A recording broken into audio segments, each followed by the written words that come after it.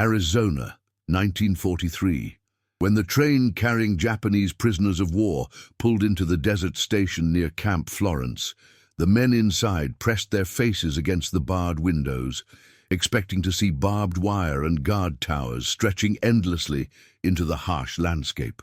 Among them was Hiroshi Tanaka, a 31-year-old fisherman from Shizuoka, whose last memory of home was the smell of miso soup his wife had prepared before he shipped out to the Pacific. What he couldn't have imagined was that in this sun-baked corner of America, he would discover something that would make him question everything he thought he knew about his captors, their strange obsession with a thick, sweet red sauce they called ketchup. Before we continue, subscribe and hit the bell. Here, we retell the human stories forgotten by war. The camp sprawled across the desert like a small town, with neat rows of wooden barracks and a mess hall that seemed impossibly large. The first thing that struck Hiroshi wasn't the guards with their rifles, but the smell drifting from the kitchen. Onions frying, bread baking, and something else he couldn't identify. Something sweet and tangy that made his empty stomach clench with an emotion he couldn't name.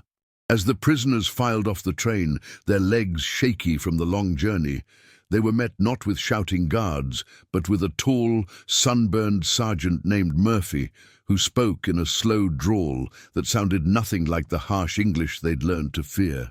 "Welcome to Florence," he said, though none of them understood the words. "Chow's in 20 minutes. Hope you boys are hungry." The mess hall was a revelation. Long wooden tables stretched across the room, and the prisoners sat in stunned silence as American cooks, actual cooks, not guards, began serving them plates of food.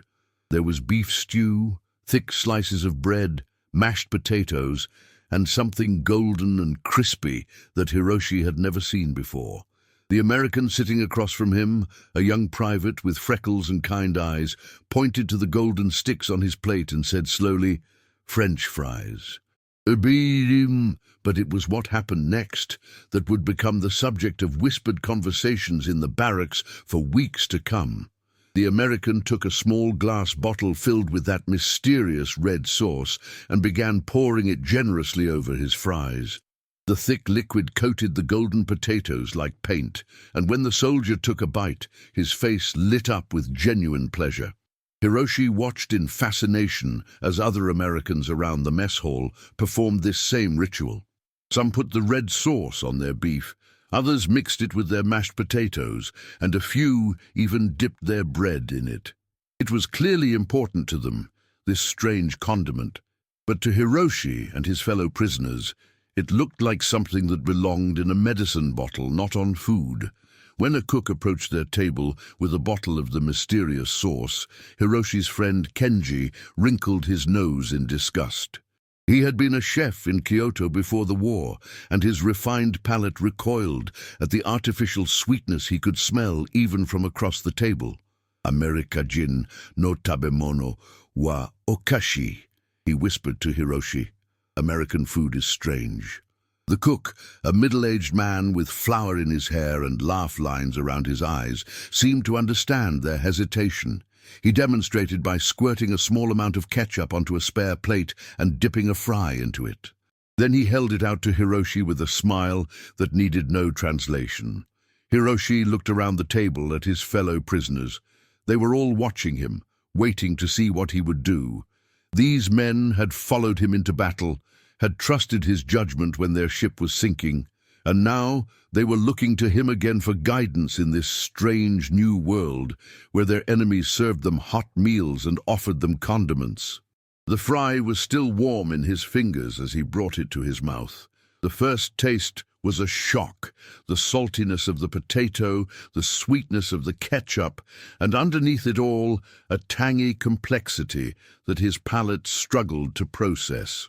It wasn't terrible exactly, but it was unlike anything in Japanese cuisine.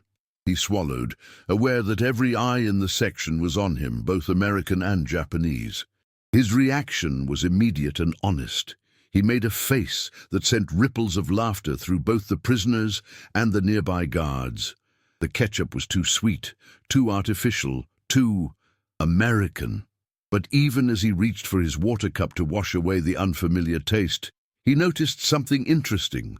The combination of the crispy potato and the strange sauce created a flavor that was oddly satisfying, even if his refined Japanese palate rejected it on principle. The Americans seemed delighted by their reaction, and over the following days, the ketchup bottle became a source of gentle amusement between the prisoners and their captors. The guards would offer it at every meal, grinning as the Japanese men politely declined with bows and hand gestures. It became a running joke, this cultural divide over a simple condiment. But Hiroshi couldn't stop thinking about that first bite. There was something about the way the Americans enjoyed their food, the pure, uncomplicated pleasure they took in simple combinations of flavors, that intrigued him. In Japan, every meal was an art form, carefully balanced and presented with precision. Here, these men poured red sauce on everything and ate with enthusiasm that bordered on joy. As he lay on his narrow bunk that first night, listening to the desert wind whistle through the barracks walls, Hiroshi found himself wondering about the families of the men who had served him dinner. Did they gather around tables like the one he'd left behind in Shizuoka? Did they laugh and share stories while eating food covered in that strange red sauce? And if so, what did that say about the nature of home, of comfort, of the things that made a meal more than just sustenance? The questions would haunt him for weeks, until the day everything changed, the day he would finally understand that sometimes the most profound cultural exchanges happen not through grand gestures, but through something as simple as a perfectly seasoned French fry dipped in ketchup. 3 weeks into their stay at Camp Florence, the Japanese prisoners had settled into a routine that bore no resemblance to what any of them had expected from captivity. They woke to the sound of reveille, worked in the camp gardens and workshops, and gathered each evening to share stories and play games they'd fashioned from scraps of wood and cloth.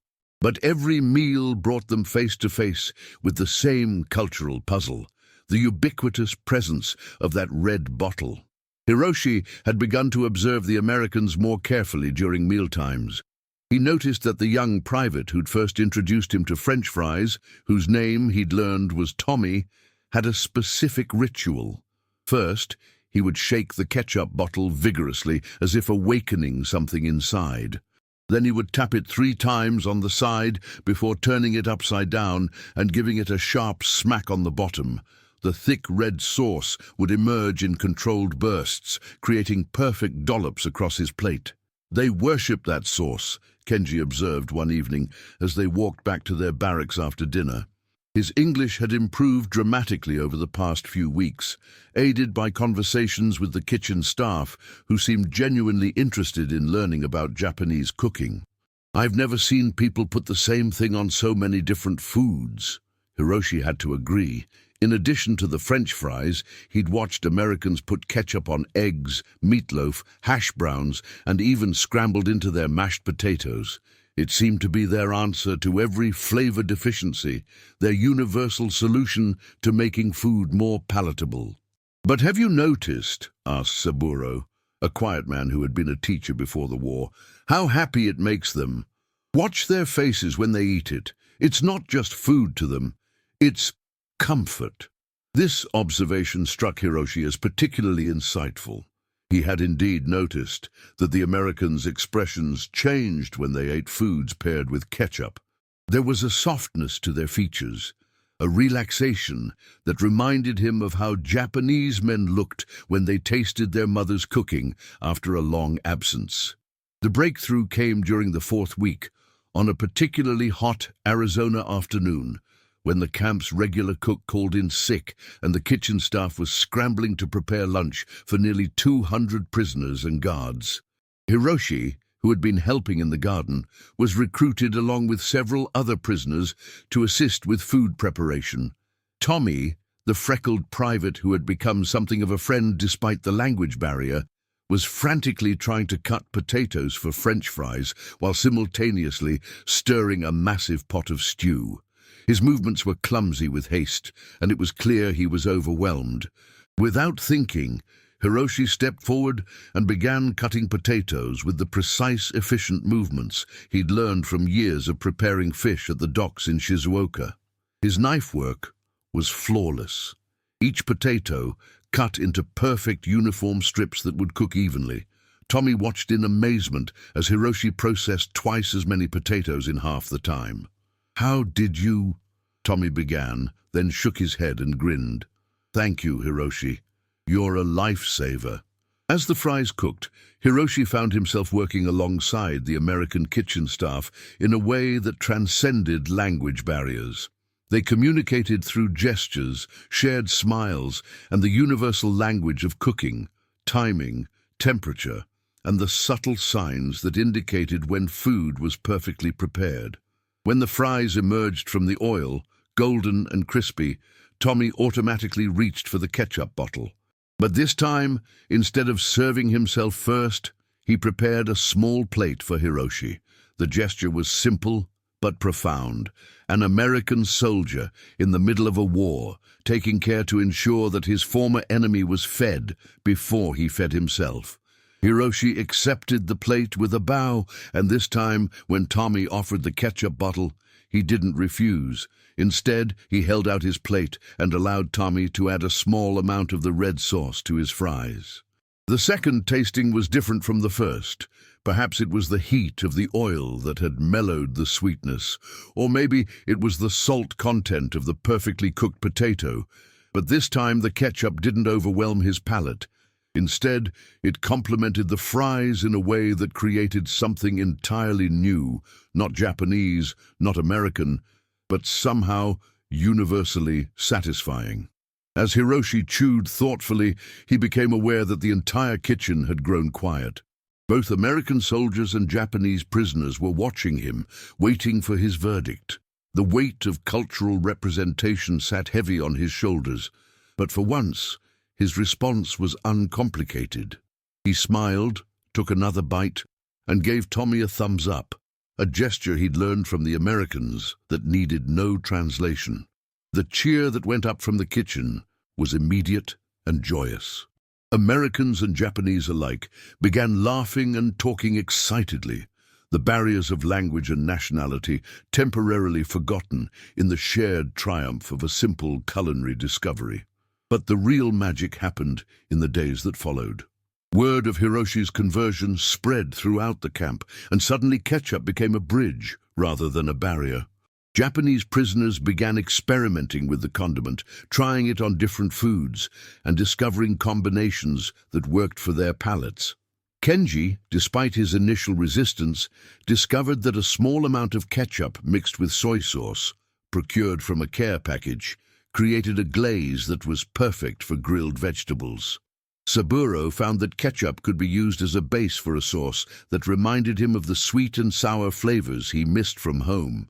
Now tell us in the comments where you're watching from and at what moment of the day this story found you. It's curious to know how far these human memories travel. The Americans, in turn, began showing more interest in Japanese approaches to food. They watched as the prisoners prepared rice with the precise water ratios that ensured perfect texture, and they marveled at the way simple ingredients could be transformed through careful attention and respect for the process. Tommy began joining Hiroshi in the garden, learning the Japanese names for vegetables and understanding the philosophy behind growing food with gratitude and respect. In America, Tommy explained one afternoon as they harvested tomatoes, we think bigger is always better, more food, more flavor, more of everything. But watching you guys, I'm starting to think maybe we're missing something. Hiroshi nodded, understanding more of the English than he let on. In Japan, he said carefully, we say, ichigo ichi-e.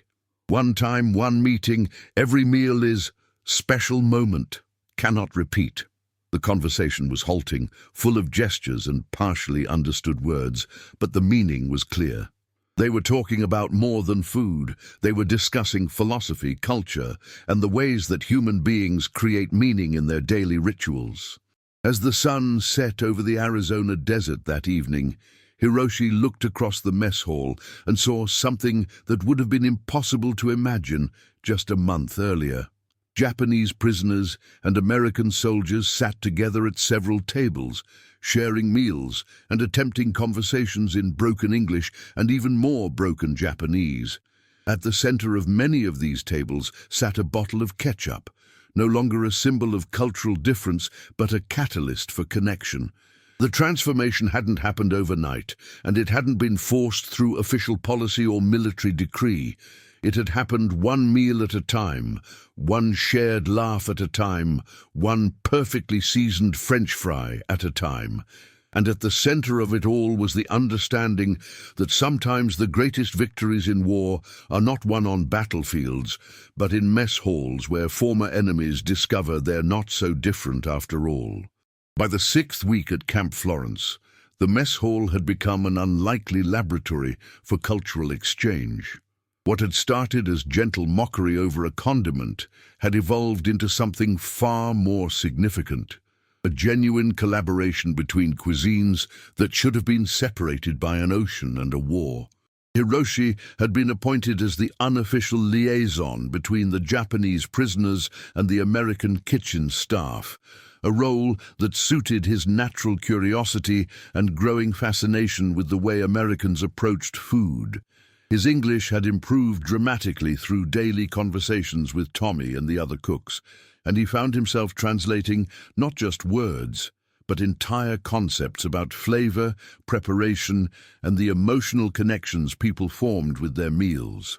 The breakthrough came when Sergeant Murphy, the drawling camp commander, announced that the prisoners would be allowed to prepare a traditional Japanese meal for the guards and camp staff.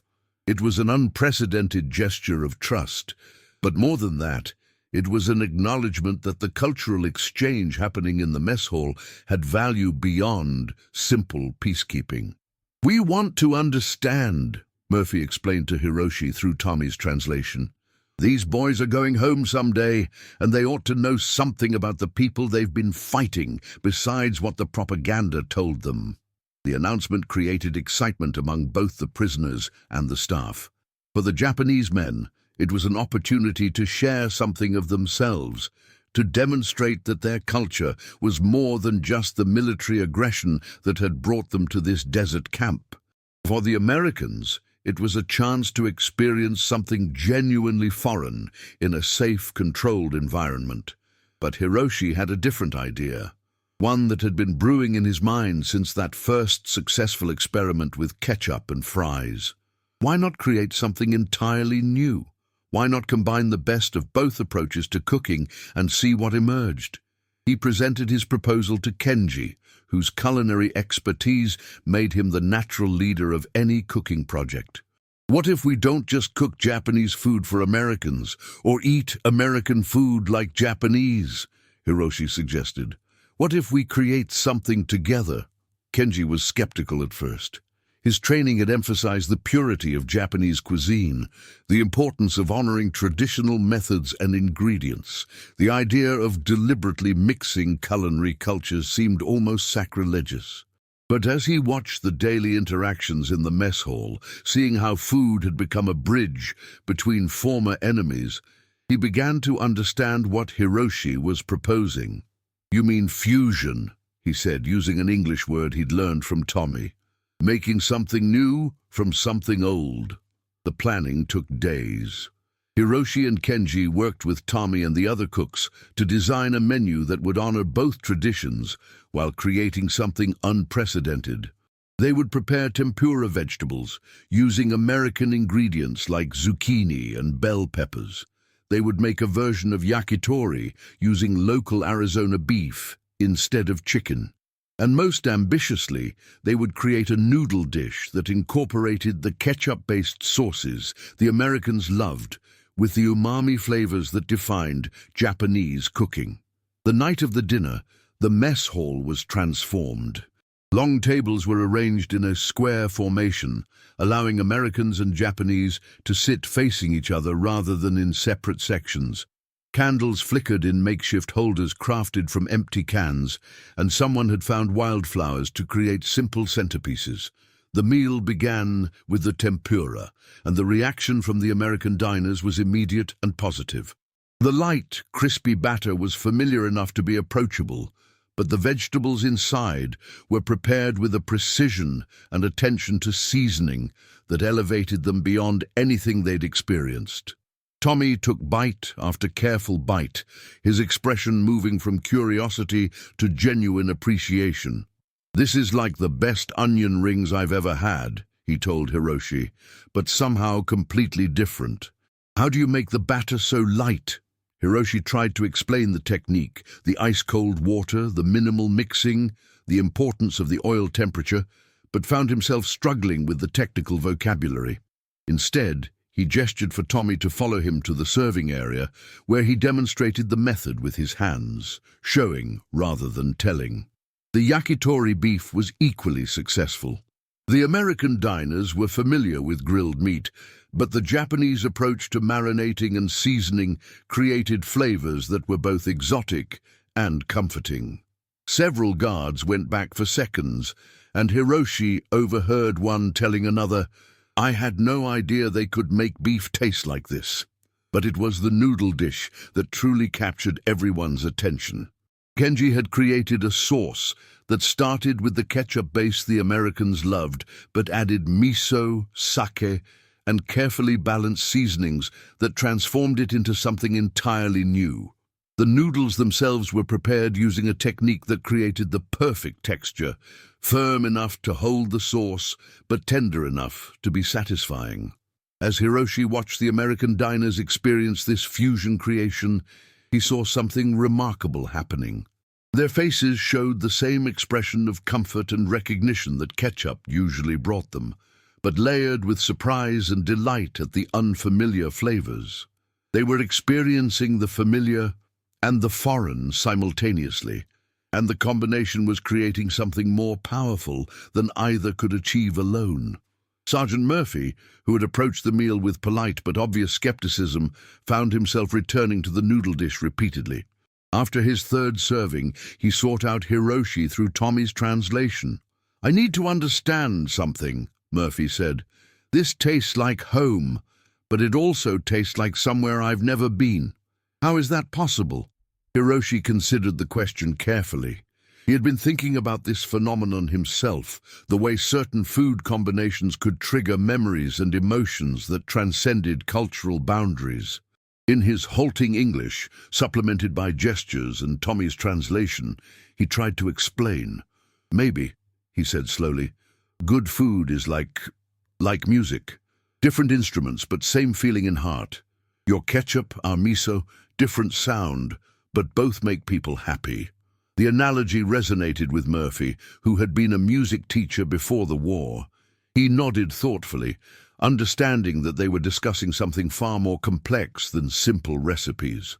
They were talking about the universal human need for comfort, connection, and the familiar flavors that made a place feel like home. As the evening progressed, the formal structure of the meal gave way to something more organic. Americans and Japanese began moving between tables, sharing stories, and attempting to teach each other phrases in their respective languages. Someone produced a harmonica, and before long, familiar American melodies were being accompanied by Japanese voices attempting English lyrics. The real magic, however, happened in the kitchen as they cleaned up together. Americans and Japanese worked side by side, washing dishes and sharing the universal language of post-meal satisfaction. Tommy and Hiroshi found themselves working at the same sink, and Tommy suddenly grabbed the ketchup bottle. "You know what?" Tommy said with a grin. "I think I need to try this the way you guys make it now. What do you put in it to make it taste so good with those noodles?" Hiroshi laughed, realizing that the student had become the teacher. As he began explaining the principles of balancing sweet, salty, sour, and umami flavors, he understood that they had achieved something remarkable. They hadn't just shared a meal, they had created a new tradition, a way of eating that honored both cultures, while creating something that belonged entirely to this moment, this place, these unlikely friendships forged in the middle of a war.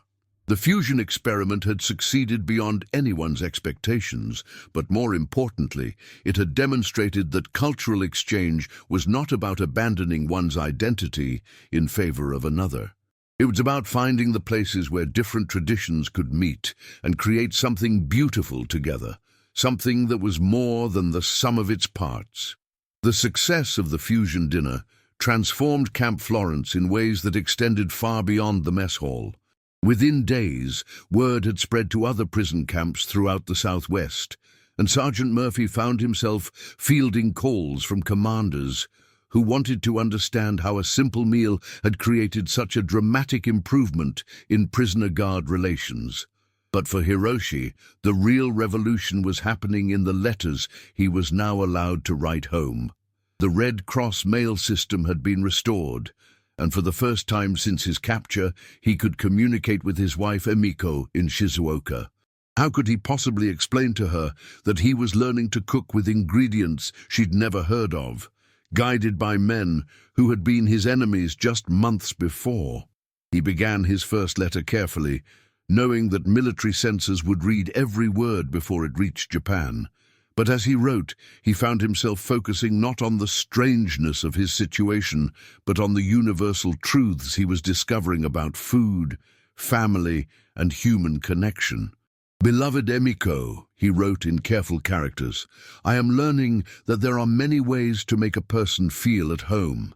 The Americans here have a red sauce they put on everything, like how you put shoyu on rice.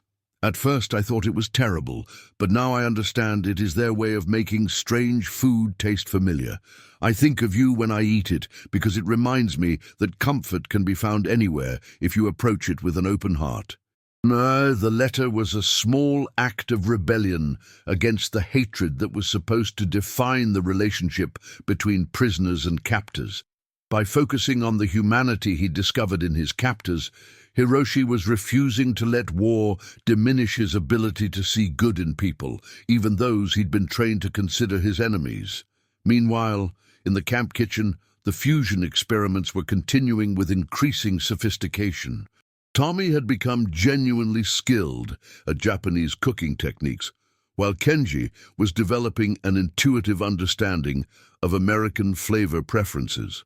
Their collaboration had evolved into something that resembled a masterclass in cultural adaptation. "The trick," Kenji explained to a group of younger prisoners who had gathered to learn, "is not to change who you are, but to understand what the other person needs. Americans like bold flavors, immediate satisfaction. We like subtlety, balance. But underneath, we both want to feel cared for when we eat." This philosophy was being put to the test in increasingly creative ways. They had developed a technique for making tempura batter using American flour that created an even lighter texture than the traditional method. They had created a marinade for beef that used ketchup as a base, but incorporated traditional Japanese ingredients to create depth and complexity. Most remarkably, they had invented what Tommy called freedom fries, French fries prepared using Japanese cooking principles. The potatoes were cut with precision, soaked in carefully temperature-controlled water to remove excess starch, and fried in oil that was maintained at the exact temperature needed to create the perfect crispy exterior and fluffy interior. They were served with a variety of dipping sauces that ranged from traditional ketchup to more adventurous combinations that incorporated miso, rice vinegar, and sake. The freedom fries became legendary throughout the camp. Guards would request specific shifts just to ensure they could be present for meals when they were served. Prisoners from other barracks would find excuses to visit the kitchen area in hopes of being offered a sample. But the real breakthrough came when Hiroshi received a response to his letter home. Emiko's words, translated through the Red Cross system, carried news that changed everything he thought he understood about the war and its aftermath. "Dearest Hiroshi," she wrote, "your letters about food and friendship with the Americans have given me courage to tell you something I have been afraid to share. Since you left, I have been working in a factory that makes parts for American planes. At first, I felt ashamed, as if I were betraying you and our country. But the other women and I have begun to understand that maybe the best way to honor our families is to help end this war quickly so that everyone can go home. Your stories about learning to appreciate American food have made me think about the American soldiers who will someday come to Japan. If they are like the men you describe, perhaps we should not fear them. Perhaps we should prepare to teach them about our ways, as they have taught you about theirs. The letter hit Hiroshi like a physical blow. His wife, working in a factory that supported the American war effort. His wife, thinking about welcoming American soldiers to Japan. The cognitive dissonance was overwhelming, but as he sat with the letter in the desert evening, he began to understand that Emiko had arrived at the same conclusion he had reached through his experiments with ketchup and friendship. War was temporary, hatred was a choice, and the connections they were building through shared meals and mutual respect might be more important for the future than the battles being fought in the Pacific. He shared Emiko's letter with Kenji, who read it with tears in his eyes. "My wife writes similar things," Kenji admitted. "The whole world is changing, Hiroshi. Maybe what we're learning here is preparation for what comes after." That evening, as they prepared dinner together, Hiroshi and Tommy found themselves working in the comfortable silence that had developed between them over the months. They moved around each other with the practiced efficiency of partners, anticipating each other's needs and timing their actions to create perfect coordination. "Tommy," Hiroshi said suddenly, using his friend's name with the ease that had developed between them. "After war, you come Japan, I teach you real Japanese cooking. My wife teach you too." Tommy paused in his stirring, considering the magnitude of what Hiroshi was offering. An invitation to visit Japan after the war would mean that Hiroshi saw him not as a temporary convenience, but as a genuine friend whose relationship would continue beyond the artificial constraints of their current situation. "I'd like that, Hiroshi," Tommy replied. "And maybe you could come to Kansas. My mom makes the best fried chicken in 3 counties, and I bet she'd love to learn how to make that tempura of yours." The exchange was simple, but it represented something revolutionary. 2 men from opposing sides of a global conflict making plans for a future in which their friendship would not just survive, but flourish. They were rejecting the narrative that war had written for them and choosing instead to write their own story about what was possible between people who chose to see each other's humanity. If this story moved you, leave a like. It helps Hiroshi's story reach more people and remember what war tried to erase: humanity. As they served dinner that evening, both men were quiet, processing the weight of the commitment they had just made to each other. Around them, the mess hall buzzed with the familiar sounds of cross-cultural conversation, the clink of silverware on plates, and the satisfied murmurs of people enjoying a well-prepared meal. At the center of every table sat a bottle of ketchup, no longer a symbol of American culinary imperialism or Japanese cultural resistance, but a reminder of how the most profound transformations could begin with something as simple as being willing to taste something new. The recipe revolution had succeeded beyond anyone's imagination, but its most important ingredient had never been ketchup or miso or any particular combination of flavors. It had been the willingness of people to remain open to surprise, to let their assumptions be challenged by experience, and to discover that the line between us and them was far less solid than anyone had imagined. December 1945. The war had ended 4 months earlier, but Camp Florence remained operational as the complex process of repatriation slowly returned prisoners to their home countries.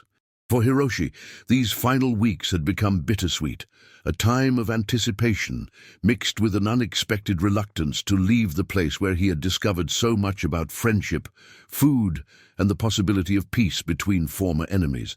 The camp had evolved into something unprecedented in military history, a voluntary cultural exchange center where Japanese prisoners and American guards continued to work together despite the fact that their official relationship had ended.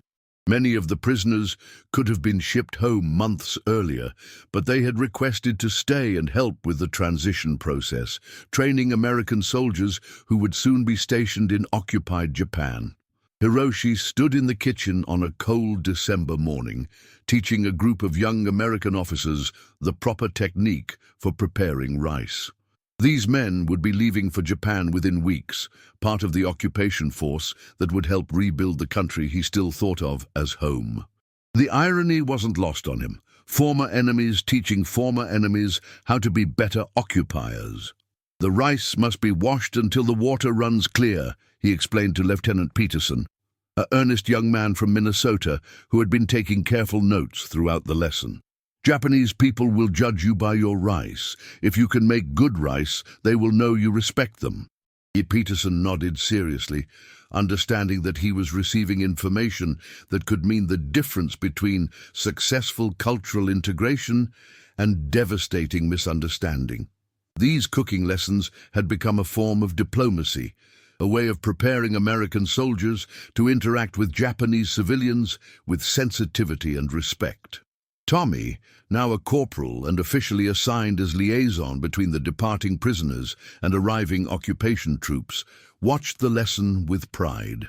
Over the past 2 years, he had become genuinely skilled at Japanese cooking, but more importantly, he had developed an understanding of the philosophy behind it, the attention to detail, the respect for ingredients, and the belief that preparing food was a form of meditation and care. "Hiroshi," Tommy said as the lesson concluded, "there's something I need to tell you. My orders came through yesterday.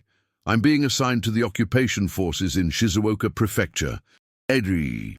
The two friends looked at each other in amazement. Shizuoka, Hiroshi's home prefecture, the place where Emiko was waiting, the location where Tommy would be able to fulfill the promise they had made to each other 2 years earlier in this Arizona desert. "This cannot be coincidence," Hiroshi said, his English now nearly fluent after years of daily practice. "This is destiny?" Tommy grinned, but there was nervousness behind his smile. "I'm scared, Hiroshi. I know how to make tempura and I can say arigato gozaimasu, but I'm going to be representing America to people whose sons and husbands were killed by Americans. How do I do that with honor?" Hiroshi was quiet for a long moment, considering the weight of his friend's responsibility. Finally, he reached into his pocket and pulled out a small, worn notebook, the recipe collection he had been keeping throughout his time at the camp. It contained not just ingredient lists and cooking techniques, but observations about American culture, notes about building trust through food, and reflections on the ways that shared meals could bridge seemingly impossible divides. "Take this," Hiroshi said, pressing the notebook into Tommy's hands. "Everything I learned about Americans, I wrote in here. Everything you learned about Japanese, you already know in your heart. Cook for people. Eat with them. Show them you see them as human beings, not just defeated enemies." The notebook was more than a recipe collection. It was a handbook for compassionate occupation, a guide for building peace through the simple act of sharing meals. Tommy held it carefully, understanding that he was being entrusted with more than cooking instructions. "There's something else," Tommy said. "The army is going to let me bring some American ingredients to Japan. Ketchup, specifically. I thought maybe we could introduce some of those fusion dishes we created here. Show people that American and Japanese flavors can work together." Hiroshi laughed, remembering his first horrified reaction to ketchup nearly 3 years earlier. "You want to teach Japanese people to put ketchup on their food?" "Not exactly," Tommy replied. "I want to show them what we learned here, that different doesn't have to mean threatening, that you can try something new without losing who you are. That food can be a way of building friendship instead of emphasizing differences." As they talked, other prisoners and guards gathered around them. The impending separation was affecting everyone in the camp, but it was particularly poignant for those who had formed genuine friendships across cultural and national boundaries. These relationships had never been part of any official policy or military strategy. They had developed organically, meal by meal, conversation by conversation, small act of kindness by small act of kindness. Sergeant Murphy, now preparing for his own return to civilian life, joined the group with an announcement that surprised everyone. "I've been in touch with some folks back in Washington," he said.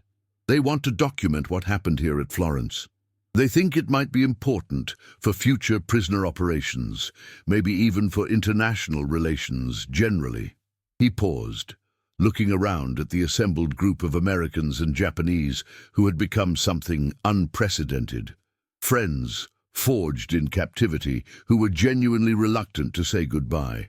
"But more than that," Murphy continued, "they want to understand how a bunch of prisoners and guards figured out how to build peace when the rest of the world was still learning how to make war. And they think it started with food." The recognition felt surreal to Hiroshi. The simple act of trying ketchup on French fries, repeated thousands of times over years of shared meals, had somehow become a case study in conflict resolution. The fusion experiments that had begun as curiosity and evolved into genuine collaboration were being studied by military strategists and diplomatic experts. But for Hiroshi, the most important outcome was far more personal. That evening, as he packed his few belongings for the journey home, he found a letter waiting for him. The last letter he would receive at Camp Florence, and the most important. Emiko's words, now transmitted through an improved postal system, carried news that completed the transformation that had begun with a single taste of an unfamiliar condiment. "Beloved Hiroshi, I have wonderful news. The American soldiers who have been stationed in our town are nothing like what we expected. They are respectful, curious about our ways, and genuinely interested in learning. One of them, a young man named James, has been coming to our neighborhood, asking people to teach him how to cook Japanese food properly. He says he learned from a friend in America that the best way to honor a culture is to learn to prepare its food with respect. I have been teaching him, and through our conversations, I have learned something important. Peace is not something that governments create through treaties. It is something that ordinary people create through small acts of kindness and understanding. When you come home, I hope you will help me teach more American soldiers about our ways, and I hope they will teach us about theirs.